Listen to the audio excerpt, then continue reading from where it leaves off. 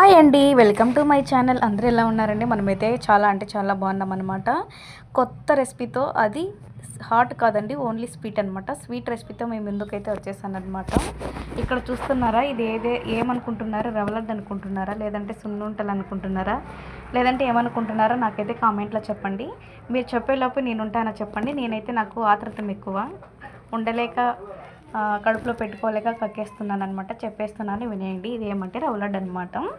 ఇదైతే మా అమ్మ అయితే వాళ్ళ ఆఫీస్లో ఇచ్చారనమాట. ఇంకా దసరా, దీపావళి ఇవన్నీ వస్తున్నాయి కదండి, అందుకే స్వీట్స్ అయితే ఇచ్చారనమాట. ఆ స్వీట్స్లో ఇదొక స్వీట్ అనమాట. చాలా అంటే చాలా టేస్టీగా ఉంది. ఏమంటే కొంచెం నెయ్యి అనేది తక్కువ ఉందనమాట. మిక్కిది ఇంగ్రీడియంట్స్ కరెక్ట్గా అంటే కరెక్ట్గా వేశారు. పర్ఫెక్ట్గా కుదిరింది రవ్వ లడ్డు అయితే. చాలా అంటే చాలా టేస్టీగా ఉందన్నమాట. మీరు కూడా ఎప్పుడైనా ఇలా ట్రై చేస్తారా స్వీట్స్? మీకు ఏ స్వీట్ అంటే ఎక్కువ ఇష్టం చెప్పండి. మనకైతే ఏ స్వీట్ అంత ఇష్టం లేదు, కానీ హాట్ అంటే ఇష్టం. ఓన్లీ నాన్ వెజ్ లవరే నేనైతే. నాన్ వెజ్ అంటే చాలా ఇష్టం నాకైతే. ఇంకా ఈ రవ్వ లడ్డులు అయితే కొంచెం డిఫరెంట్గా చేశారనమాట. ఏదేదో వేసారనమాట, మనకు అంత తెలీదు. ఖర్జూరం, డ్రై ఫ్రూట్స్, పిస్తా, జీడిపప్పు ఇలాంటివి వేసారనమాట. ఎక్కువ కొబ్బరి అయితే ఉంది ఈ లడ్డులో.